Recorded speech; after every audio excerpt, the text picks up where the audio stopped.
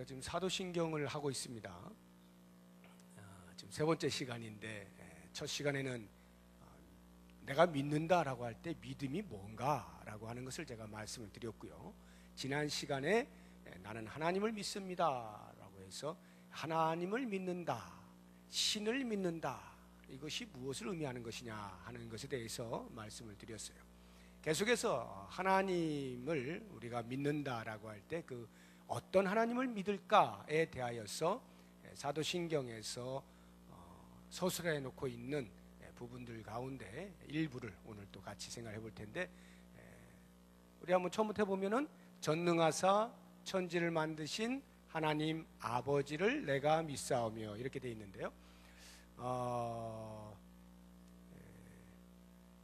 이 한글하고 약간 이제 달라서 말이죠. 이 한글 순서대로 하면 잘 이게 이가 잘 안 맞게 들어가요. 그래서 이를 맞추느라고 제가 어쩔 수 없이 이렇게 그 영어의 그걸 따라서 영어가 그 원어에 이렇게 어순이 같거든요. 그래서 그거에 따라서 하는 게 아무래도 우리의 이해에 도움이 되기 때문에, 그래서 오늘 제가 보려고 하는 것은 전능하신 아버지로서의 하나님을 내가 믿는다, 이렇게 고백하는 거예요. 전능하신 아버지.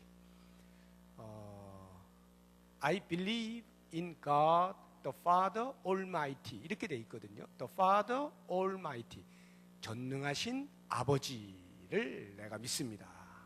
전능하신 아버지 하나님을 믿습니다 할 때, 이 전능하신 아버지, 과연 나는 전능하신 아버지를 믿고 있는가, 우리 하나님을 전능하신 아버지로 믿고 있느냐라고 하는 부분을 오늘 말씀을 통해 생각을 해볼 텐데, 제가 이미 말씀을 드린 것처럼 이것은 우리의 신앙의 고백입니다. 그러니까 믿음의 어떤 내용들을 우리가 공부하고 있는 거기 때문에, 오늘 본문의 말씀을 제가 이사야 40장을 읽긴 했습니다만 이 본문을 중심으로 해서 말씀을 드리는 건 아니에요. 성경 전체를 보는 겁니다. 전능하신 아버지에 대하여 창세기에부터 요한계시록까지는 우리에게 뭐라 이야기하고 있느냐 하는 부분을 이제 보는 거예요. 그런 의미에서 오늘도 역시 성경을 부지런히 찾을 터인데, 우리 연로하신 분들은 그냥 찾지를 마셔요.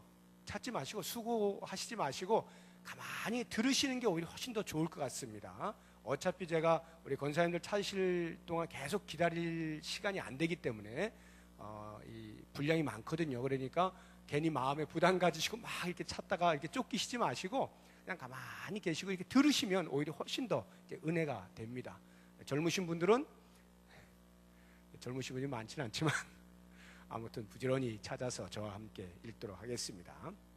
자, 먼저 하나님 전능하신 아버지를 믿는다라고 할 때 전능하신 하나님에 대해서 성경이 뭐라고 이야기하고 있는가 하는 것을 몇 군데 찾아보는데, 먼저 하나님께서 당신 스스로 나는 전능하다라고 이렇게 스스로 증명하신 부분들을 몇 군데 한번 찾아봅니다. 창세기 17장, 창세기 17장 1절.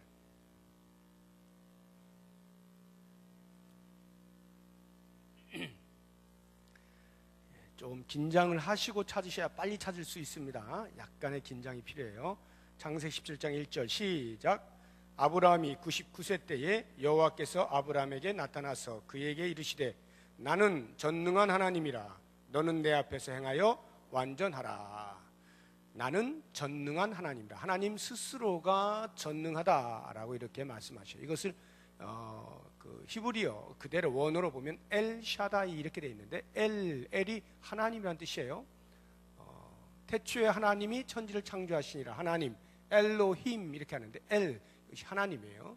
엘 샤다이, 전능하신 하나님이다, 이렇게 스스로 말씀하시고, 그 다음 책 출애굽기 3장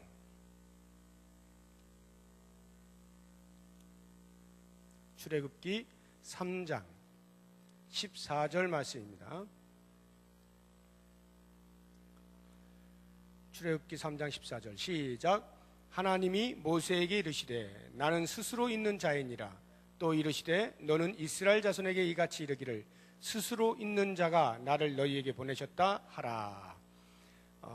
아까 창세기 17장 1절에 나오는 전능한 하나님이라 말씀하신 것은 아브라함이 하나님의 약속을 기다리지 못하고 하갈을 취해서 이스마엘을 낳게 되자 하나님이 화가 나셨어요. 삐지신 거예요. 그래서 13년 동안이나 나타나질 않으십니다. 아브라함 앞에 나타나질 않으셔요.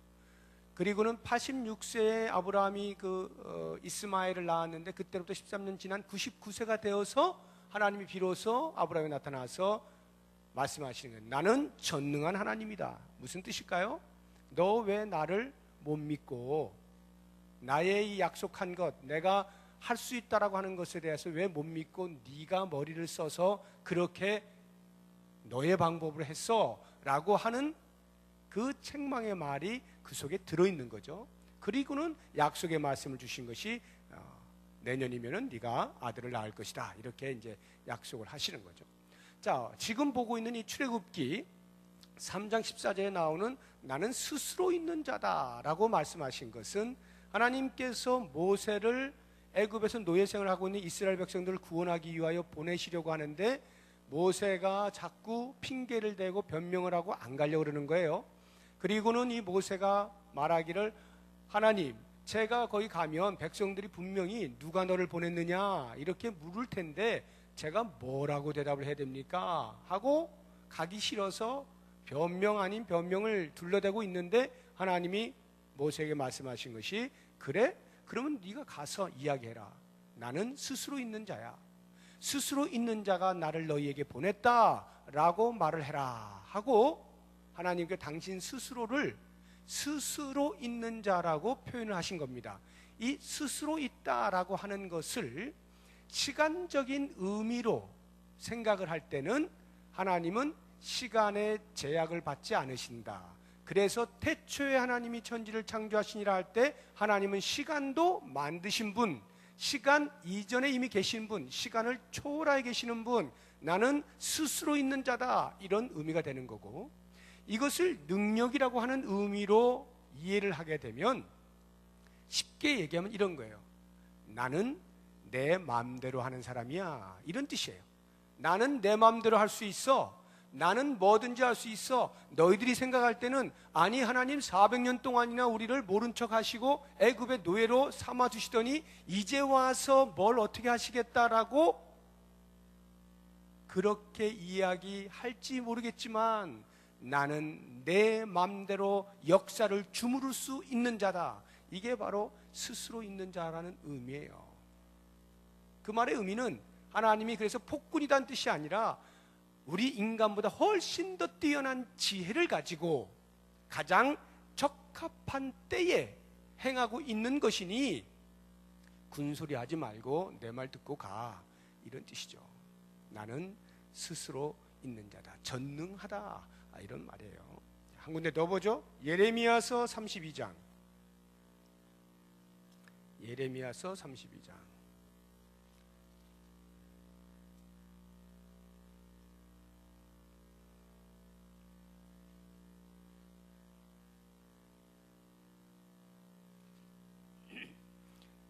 (27절) 1104쪽 예레미야서 32장 27절 시작. 나는 여호와여 모든 육체의 하나님이라. 내게 할 수 없는 일이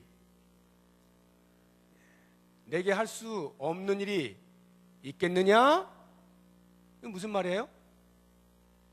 할 수 없는 일이 없다, 이 말이죠. 할 수 없는 일이 없다. 네가 생각할 때 내가 할 수 없는 것이 있다라고 생각해? 나는 할 수 없는 일이 없는 자야. 전능하신 하나님이다. 이 이야기를 하고 계시는 거죠. 예레미야에게 하는 말씀이에요. 모두가 다 죽었다라고 생각하고 멸망당했다고 생각하고 이젠 더 이상 구원이 없다라고 생각하고 하나님도 더 이상 이제 우리 이스라엘 백성들을 더 이상 관심을 갖지 않으신다라고 할 때 하나님이 말씀하시는 거예요. 내가 다 죽이는 거 아니야. 남은 자가 있어. 내가 할 수 없는 것이 있다고 생각하니? 이렇게 말씀하시는 거예요. 자, 그러면 이제 신약에서는 과연 어떻게 말씀하시는가? 제일 끝의 책 요한계시록 1장 신약성경 제일 끝에 책 요한계시록 1장 8절입니다. 시작. 주 하나님이 이르시되 나는 알파와 오메가라. 이제도 있고 전에도 있었고 장차 올 자요. 예, 거기 보면 이제도 있었고 전에도 있었고 장차 올 자, 과거, 현재, 미래 전체, 그것이 알파 오메가죠. 알파 오메가라고 하는 것은 헬라어의 첫 글자, 알파벳 첫 글자가 알파고 맨 끝에 자가 오메가예요. 처음과 끝이다 이 말이에요. 역사의 처음부터 끝을 모두 주장하시는 분, 알파 오메가라 하면서 전능한 자라 이렇게 말씀하시는 거예요. 시간을 다스리시는 분, 전능하신 하나님이시다 라고 이야기를 하는 것이죠. 이렇게 하나님 스스로가 당신을 전능한 자라 이렇게 표현을 하고 있고요. 그러한 하나님을 섬기는 성도들도 역시 하나님을 전능하신 분으로 고백하고 있는 것을 또 한번 찾아봅니다. 시편 24편. 시편 24편. 다윗이 하나님을 어떻게 고백하고 있는가 하는 것을 봅니다. 시편 24편 8절.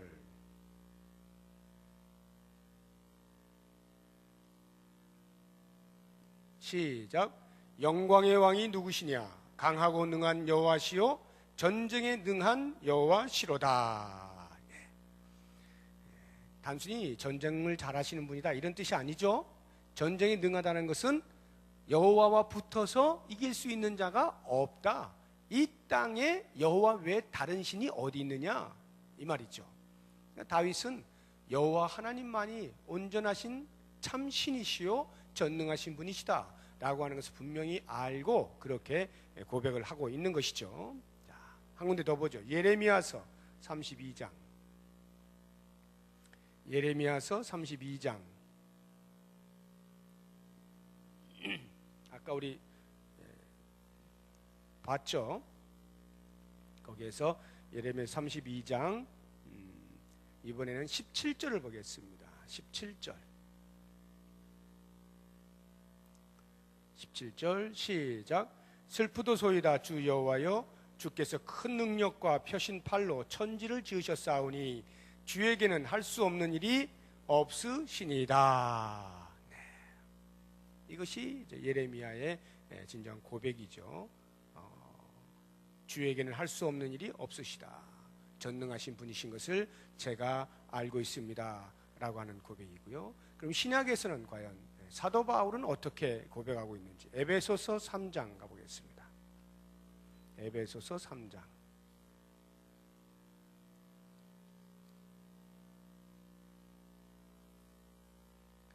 20절입니다. 에베소 3장 20절 시작. 우리 가운데서 역사하시는 능력대로 우리가 구하거나 생각하는 모든 것에 더 넘치도록 능히 하실 이에게. 하나님을 사도 바울이 어떻게 표현하고 있어요?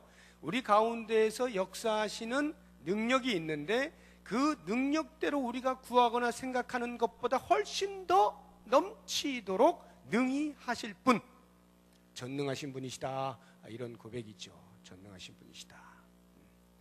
이렇게 하나님을 믿고 따르고 섬기는 주의 백성들, 성도들이 동일하게 입을 벌려서 여호와 하나님은 전능하시다라고 하는 것을 고백을 하는 겁니다. 자, 그러면 하나님의 아들로서의 예수님은 어떻게 증거하고 계시는가 하는 것을 우리 마태복음 19장 한번 찾아봅니다. 마태복음 19장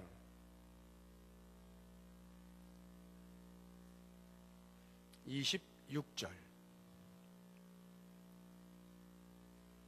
마태복음 19장 26절 시작.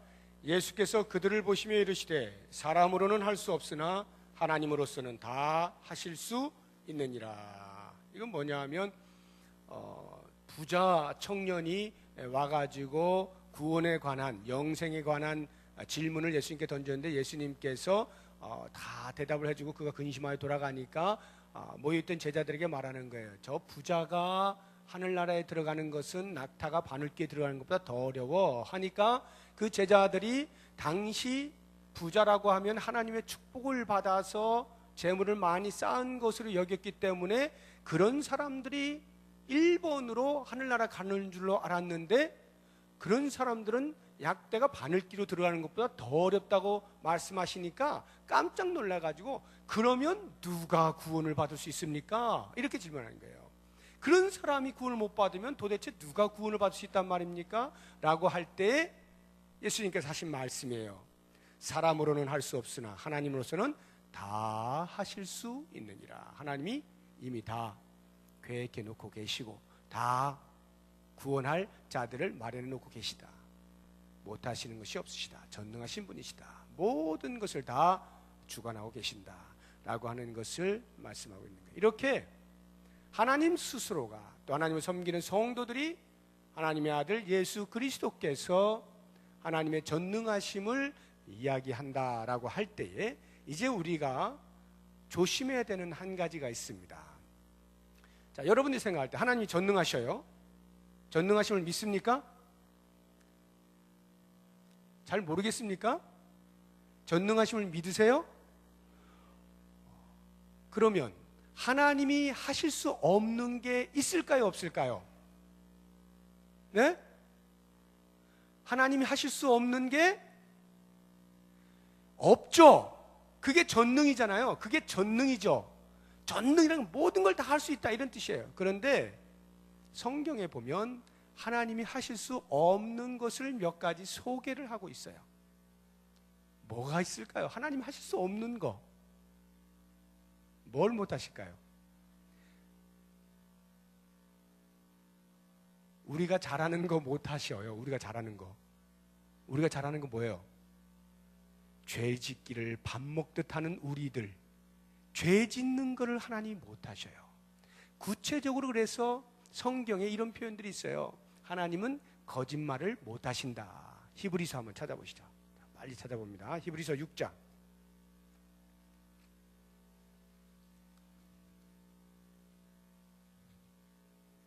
18절 시작. 이는 하나님이 거짓말을 하실 수 없는 이 두 가지 변하지 못할 사실로 말미암아 됐습니다. 하나님이 거짓말을 하실 수 없다.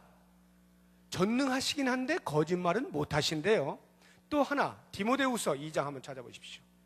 거기서 바로 앞으로 가시면 디모데후서 2장 13절 시작. 우리는 미쁨이 없을지라도 주는 항상 미쁘시니 자기를 부인하실 수 없으시리라. 하나님이 하시지 못하는 게 있는데 하나님이 자기 스스로를 부인하지 못하셔요. 나는 아무것도 아니야, 나는 하나님 아니야 라고 자기 부인을 하실 줄 모른다라고 하는 것입니다. 야고보서 1장 좀 빠릅니까? 13절 야고보서 1장 13절 시작. 사람이 시험을 받을 때에 내가 하나님께 시험을 받는다 하지 말지니 하나님은 악에게 시험을 받지도 아니하시고 친히 아무도 시험하지 아니하시느니라. 하나님은 악에게 시험을 받으실 수가 없어요. 악으로부터 사탄에게 시험을 받으실 수가 없어요. 자, 지금 제가 몇 구절을 이렇게 소개해 드렸는데 성경에 하나님이 못하시는 것을 분명히 소개를 하고 있습니다. 그러면 하나님이 못하시는 내용을 가만히 보니까 공통적인 게 뭐예요? 하나님의 성품 또는 하나님의 속성에 충돌이 되어지는 것, 하나님의 성품에 어울리지 않는 것, 그런 것들은 하나님이 못하시는 겁니다. 하나님 스스로가 자기 충돌을 일으킬 수가 없어요. 그런 것들은 할 수가 없는 거예요. 그래서 어떤 궤변 철학자가 이런 식의 질문을 한 거예요. 랍비에게 가서 묻는 것입니다. 랍비요, 만약 하나님께서 전능하시다라고 한다면 그러면 세상에서 아무도 들 수 없는 돌을 만드실 수 있습니까? 이렇게 질문을 던진 거예요. 여러분 어때요? 아무도 들 수 없는 돌을 만드실 수 있겠어요? 없겠어요? 하나님이, 전능하신 하나님이 뭐 그까짓 건 못 만들겠어요? 아무도 들 수 없는 돌 탁 만들면 되죠. 그러면 만약에 만든다라고 대답을 하면 가만히 보세요. 만들었어요. 그래서 실제로 아무도 못 들어요. 아무도 못 들어. 그러면 뭐라 그래요? 아니 무슨 하나님이 전능하시다면서 그 돌도 하나 못 드시나? 이렇게 이야기가 되는 거예요. 근데 만약에 하나님이 그래 나는 전능하지 하고 다 들으셔봐요. 그럼 어떻게 돼요? 아니 아무도 못 드는 거 만드셨다더니 어떻게 들으셨나? 이런 궤변이 철학자들 사이에서 떠도는 거예요. 하나님의 전능하심에 대하여 도전하는 것이죠. 못 믿겠다 이런 말이에요. 그러면서 그런 엉뚱한 질문들이나 만들어가지고 랍비들을 괴롭히곤 했던 것인데, 우리가 분명히 알아야 됩니다. 오늘날에도 이런 사람들이 꼭 있어요. 아주 그냥 대답하기 곤란한 걸 이렇게 다 하나 마음속에 품고 있다가 목사님 하면서 뭐 꼴밤을 한 대 딱. 여러분, 하나님이 전능하시다라고 하는 것은요, 하나님의 거룩한 뜻이 있죠. 세상을 향한 하나님의 거룩한 뜻이 있어요. 그 거룩한 뜻을 이루어 가시는 한에 있어서의 전능하심이에요. 전능이라고 하는 것은 말 자체로 말장난하는 그런 전능이 아니라 말이에요.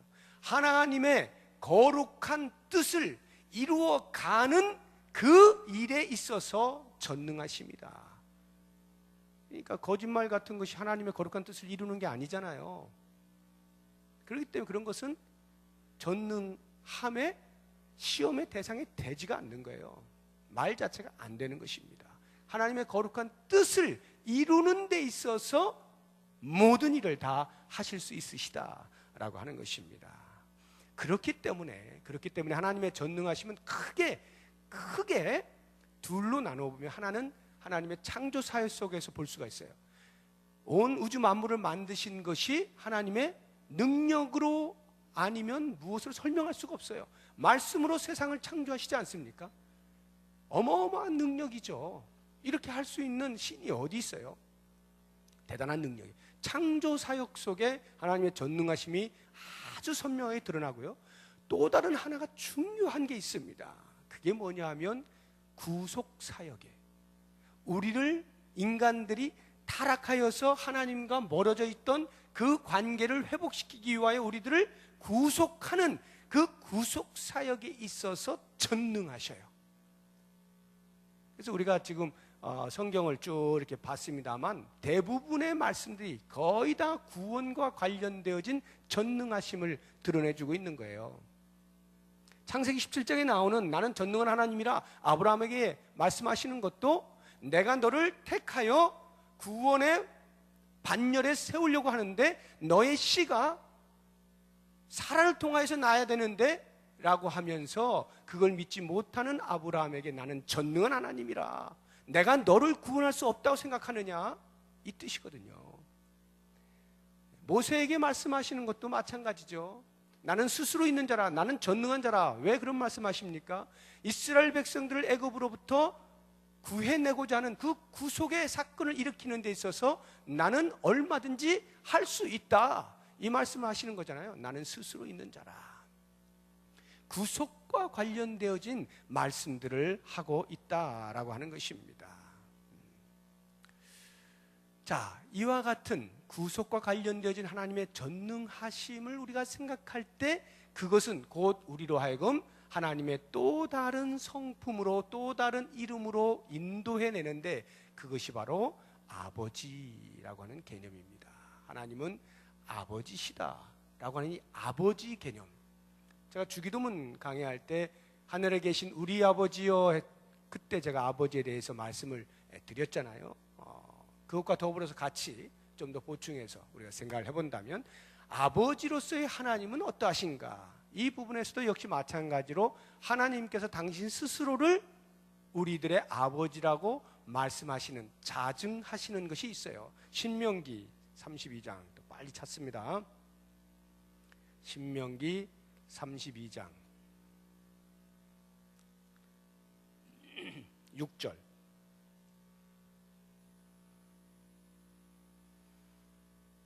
시작. 어리석고 지혜 없는 백성아, 여호와께 이같이 보답하느냐? 그는 내 아버지시요 너를 지으신 이가 아니시냐? 그가 너를 만드시고 너를 세우셨도다. 내 아버지시다. 말라기, 구약성경 제일 마지막 책 말라기 1장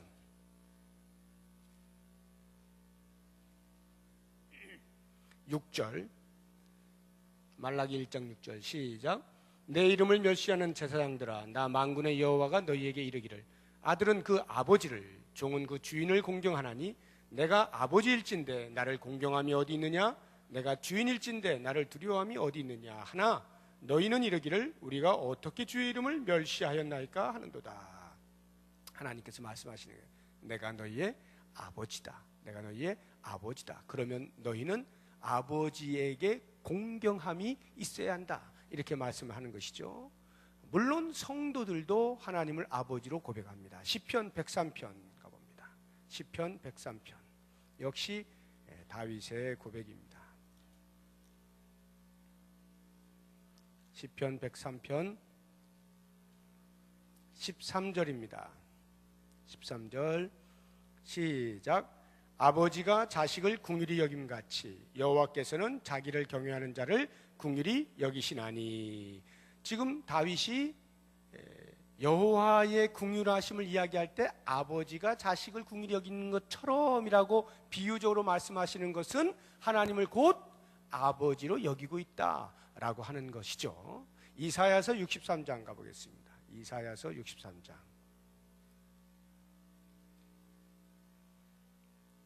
이사야서 63장 16절 시작. 주는 우리 아버지시라. 아브라함은 우리를 모르고 이스라엘은 우리를 인정하지 아니할지라도 여호와여, 주는 우리의 아버지시라. 옛날부터 주의 이름을 우리의 구속자라 하셨거늘. 64장 8절 이사야서 64장 8절 시작. 그러나 여호와여, 이제 주는 우리 아버지시니 우리는 진흙이요 주는 토기장이시니 우리는 다 주의 손으로 지으신 것이니이다. 주는 우리 아버지십니다 라고 고백을 하고 있죠. 신약을 봅시다. 요한복음 1장 12절입니다. 사도 요한이 어떻게 고백하고 있는가 보세요. 요한복음 1장 12절 시작. 영접하는 자 곧 그 이름을 믿는 자들에게는 하나님의 자녀가 되는 권세를 주셨으니. 하나님의 자녀가 되는 권세, 자녀된 우리가 곧 하나님을 아버지라 부른다 이 말이에요. 로마서 8장 15절 로마서 8장 15절 사도 바울은 어떻게 고백하는가 보세요. 시작. 너희는 다시 무서워하는 종의 영을 받지 아니하고 양자의 영을 받았으므로 우리가 아빠 아버지라고 부르짖느니라. 이렇게 주의 성도들이 하나님을 아버지라고 분명하게 고백을 하고 있고요. 예수님께서는 어떻게 하셨을까요? 예수님께서는 당연히 하나님 아버지, 나의 아버지시여. 요한복음 17장에 보면 기도문이 나오잖아요. 예수님께서 기도하신 내용이 쭉 나오잖아요. 거기 보면 나의 아버지시여, 아버지, 계속 아버지를 부르죠. 그리고 그 예수님께서 주의 백성들에게, 성도들에게도 너희의 아버지시다라고 가르쳐 주시는 것이 마태복음 보십시오. 5장 마태복음 5장 16절 시작. 이같이 너희 빛이 사람 앞에 비치게 하여 그들로 너희 착한 행실을 보고 하늘에 계신 너희 아버지께 영광을 돌리게 하라. 너희 아버지께 예수님이 분명히 말씀하시죠. 그리고는 한 장을 넘겨보세요. 6장 마태복음 6장 보시면 1절부터 쭉 보시면 계속 너희 아버지, 너희 아버지, 너희 아버지, 아버지 계속 이야기하시죠. 1절, 4절, 6절, 8절, 9절, 13절, 14절, 15절, 18절 계속해서 아버지, 아버지, 아버지, 너희 아버지, 너희 아버지. 예수님께서 우리들에게 하나님은 아버지시다라고 하는 것을 분명히 가르쳐주고 계시는 겁니다. 자, 그렇다고 하면 이제 이렇게 하나님을 전능하신 분 그리고 아버지라고 할 때의 이 전능하신 아버지에 대한 이미지를 선명하게 보여주고 있는 두 구절만 제가 찾아볼 건데, 구약에서 한 구절, 신약에서 한 구절. 전능하시던 그 부분과 아버지시라는 이 부분, 이 두 가지가 함께 어우러져서 우리에게 도전하고 계시는 그 전능하신 아버지를 너희가 믿느냐라고 말씀하시는 그 부분을 한번 찾아보도록 하겠습니다. 스바냐 3장입니다. 스바냐가 어디 있는가? 구약성경 뒤쪽에 학계 스가랴 말라기, 그 바로 전에 있는 게 스바냐예요. 학계 앞에 있는 거. 자, 스바냐 1309쪽이에요. 3장 17절. 3장 17절 시작. 너희 하나님 여호와가 너희 가운데에 계시니 그는 구원을 베푸실 전능자이시라. 그가 너로 말미암아 기쁨을 이기지 못하시며 너를 잠잠히 사랑하시며 너로 말미암아 즐거이 부르며 기뻐하시리라 하리라. 거기 보세요. 너희 하나님 여호와가 너희 가운데 계시니 그는 구원을 베푸실 뭐라? 전능자시라. 전능자신데 뭐 하신다고요? 우리를 구원하실 분이시다. 그런데 그 다음을 보세요.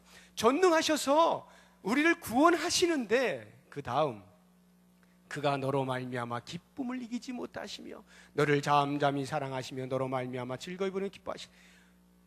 이 표현이요, 말로 어떻게 형용할 수 없는 그 아버지의, 부모된 자의 자녀를 향한 애틋한 사랑을 보여주고 있는 것이에요. 하나님께서 당신의 그 전능하심으로 당신의 잃어버린 자녀들을 다시 찾으셨어요. 구원해 주셨어요. 전능자이십니다. 그리고는 그렇게 하나님께로 다시 돌아온 그 자녀들을 바라볼 때 그가 너로 말미암아 기쁨을 이기지 못하시며 너무너무 좋아하신다는 거예요. 야, 드디어 너희들이 올 때로 왔구나. 나에게서 멀리 떨어져 있던 너희 드디어 내 앞으로 돌아왔구나 하고 감격스러워하시고 너를 잠잠히 사랑하시며, 이 말은 한국말은 이건 옳은 그게 아니에요. 잠잠히 사랑하신다는 것이 사랑을 잠잠하게 했다 이런 의미가 아니에요. 그게 아니라 하나님의 그 크신 사랑으로 당신의 잃어버린 자녀들을 찾으셨어요. 구원해 주셨어요. 그러니까 그 사랑 자체가, 하나님 스스로가 그 사랑에 푹 빠져가지고 자녀들을 바라볼 때 그 사랑에 취한 거예요. 취해서 그 마음에 말할 수 없는 평안이 있는 거예요. 이게 잠잠히 사랑하시며 이런 뜻이에요.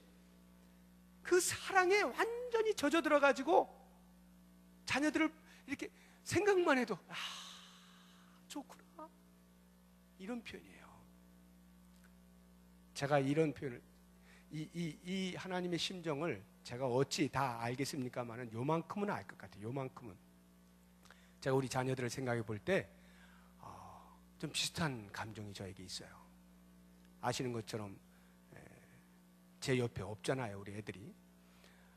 멀리 있다 보니까 그런 것이기도 하겠지만 제가 이렇게 아버지로서 우리 자녀들에게 해주는 게 없어요. 가까이도 없죠. 뭐 가까이 있다 해서 제가 특별히 하는 것도 없는데, 아무튼 멀리 있다 보니까 더더욱이나 해주는 게 없어요. 늘 미안한 마음이 있는데 이건 아마 제가 육신의 아버지이기 때문에 그럴 거예요. 그럼에도 불구하고 우리의 자녀들이 각각이 있는 자리에서 뭐 세상에서 뭐 이렇게 내놓으라 할 뭐 두드러진 뭐를 하는 건 아니지만 그냥 제 눈에는 너무너무 사랑스러운 거예요. 너무너무 잘 커주는 거예요. 그냥 거기서 그냥 자기 할 일 이렇게 하면서 잘 커주니까 저는 우리 아이들이 이렇게 머릿속에 이렇게 떠올릴 때마다 이런 이 하나님의 이 비스무리한 이런 감정을 제가 느끼는 거예요. 너무 좋은 거예요. 그냥 좋다. 물론 저는 못 해주는 것이 있기 때문에 이 미안함이 섞여 있는 그런 좋음이에요. 미안함이 섞여 있는. 그런데 우리 하나님은 그게 아니시죠. 뭐 능력이 없으셔가지고 못 하시는 게 아니에요. 자녀에게 필요하다라고 생각되어지면 뭐든지 하실 수 있는 하나님이시요. 그러니까 하나님이 그 사랑을 자녀들에게 다 베풀고 자녀들이 그 사랑 가운데에서 자신들의 삶을 살아나가는 것을 보실 때 하나님은 그 사랑에 젖어버리는 거예요. 이야, 너무 좋다, 너무 좋아. 이게 그 표현이에요. 아버지란 말이에요, 아버지. 그리고는 그 다음 보시면 너를 잠잠히 사랑하시면 그 다음 너로 말미암아 즐거이 부르며 기뻐하시라. 그냥 좋구나 하고 마음의 평안을 누리는 것뿐만 아니라 그게 너무 좋으니까 때로는 어떻게 해요? 소리도 질러보는 거야. 노래를 부른다. 노래를 즐거이 부르며 이게 노래를 부른다. 콧노래가 저절로 나온다 이거예요. 자녀들을 생각하면 콧노래가 저절로 막 나와요. 왜요? 이 모든 게 전부 아버지의 자녀를 향한 사랑의 보자기 안에서 일어나는 일들이다 이 말이에요.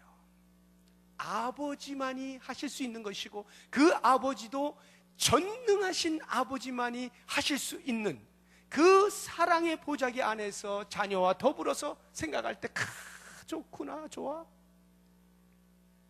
기쁨을 이기지 못하는 그러한 모습. 아버지가 아니고서야 누가 할 수가 있겠어요? 이 땅에서 우리나라에서 좀 이렇게 뭐든지 할 수 있다고 생각되는 사람 누굽니까? 돈이 있는 사람이니까 아무래도 뭐 이건희 회장이라든가 이렇게 생각이 될 거 아니에요. 우리 아버지가 이건희 회장이 얼마나 좋았을까 이런 생각하는 머리가 모자란 많은 사람들이 있어요. 이건희 회장이 우리 아버지라면 너무나 좋았을 텐데. 근데 아니잖아. 아버지가 아니잖아. 뭔가 좀 다 할 수 있을 것 같은데 아버지가 아니잖아. 그러니까 아무 소용이 없어. 저 사람이 전능한 건 나하고는 아무 상관이 없는 거야. 근데 여러분의 아버지 어떻습니까? 전능하십니까? 여러분이 원하는 거 다 해주셨습니까 지금까지? 아니죠. 우리 아버지 그렇지가 못해요. 육신의 아버지는 전능하지가 못해요.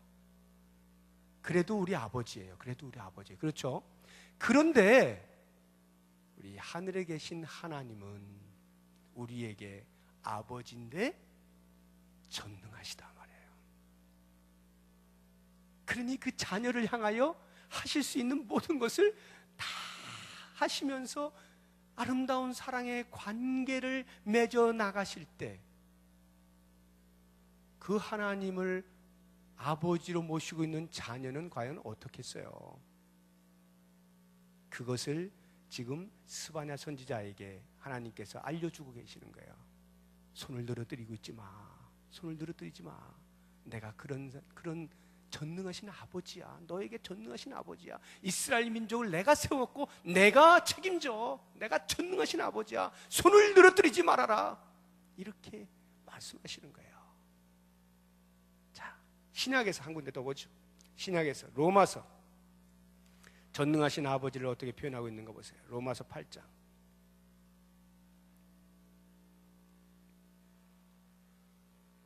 31절 32절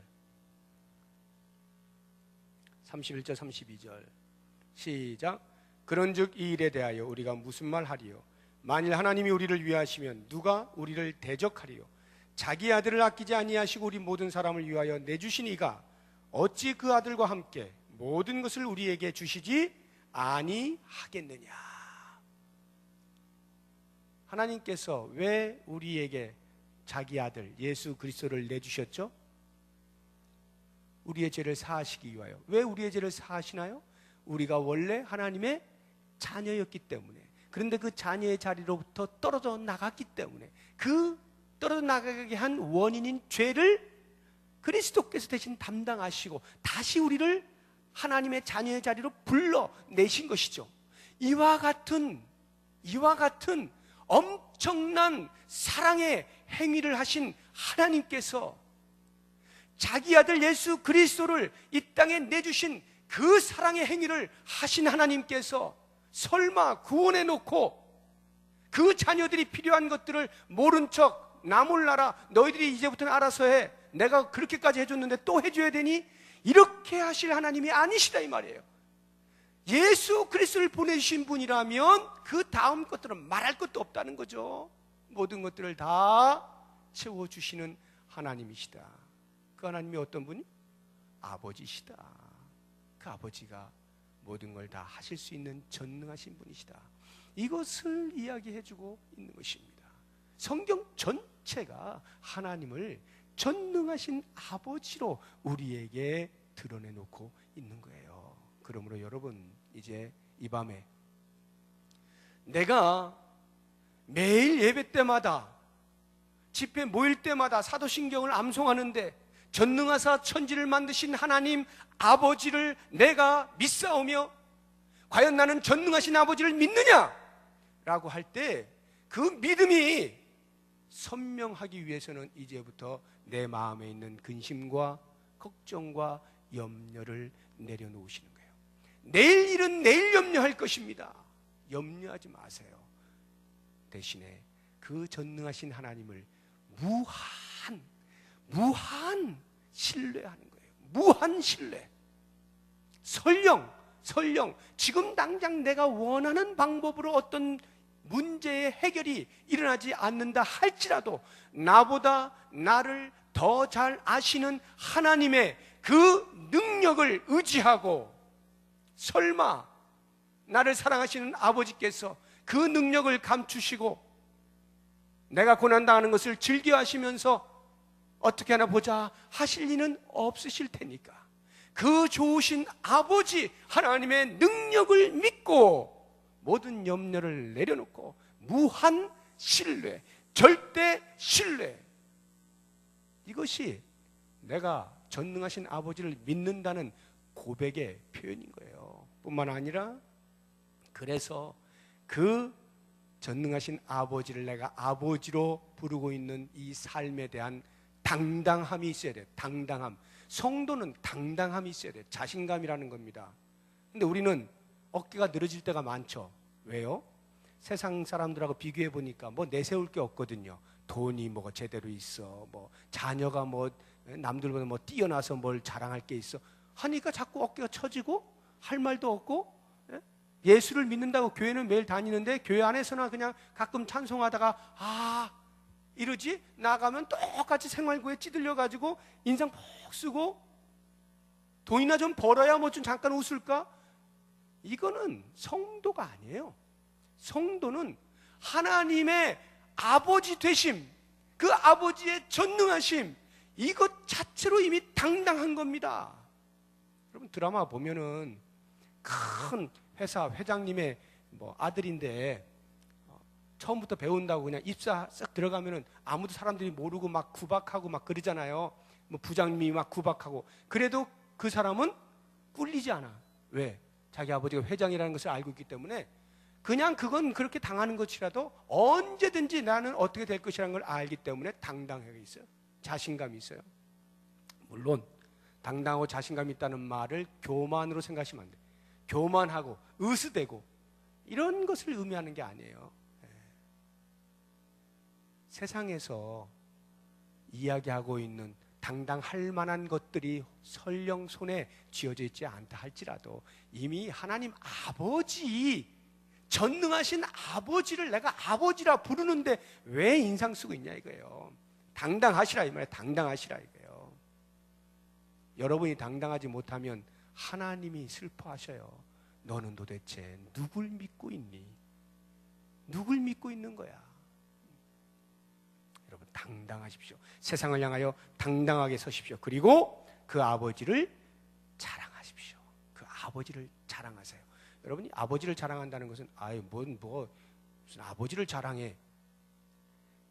우리 하나님 아버지는 자랑해야 돼요. 왜냐하면 하나님 아버지는 나의 아버지만이 아니에요. 하나님 아버지는 우리의 아버지예요. 저 사람의 아버지여야 돼요. 그렇기 때문에 그 아버지를 소개해야 돼요. 자랑해야 돼요. 내가 알고 있는 이 하나님, 너에게도 아버지가 되실 수 있어. 자랑을 해야 돼요. 내가 맥 빠지게 살아가면서 하나님 믿어, 하나님 믿어. 이게 됩니까? 맥 빠지는 하나님을 누가 믿어요? 내가 당당해야 그 하나님 믿어라 할 때 그렇구나 하고 그 사람도 마음에 동해서 믿을 수가 있게 되는 거죠. 하나님 아버지를 자랑해라 하는 것이고, 그 다음 이제 중요한 것이 그 하나님을 반드시 아버지로서 어떻게 공경하는 게 중요합니다. 공경하는 것이. 우리가 육신의 아버지도 공경하지 않습니까? 육신의 아버지도 공경하지 않는 자식은 굉장히 사회에서부터 지탄을 받아요. 교육을 제대로 못 받은 거죠. 그러니까 아버지를 잘 공경하는 것이 마땅해요. 그렇다면 하물며 완벽하신, 우리에게 대하여 완벽하신 사랑을 보여주시는 그 하나님 아버지에 대하여 우리가 어떠한 마음으로 경외해야 할 것이냐 라고 하는 것 분명하지 않습니까? 하나님을 공경해야 합니다.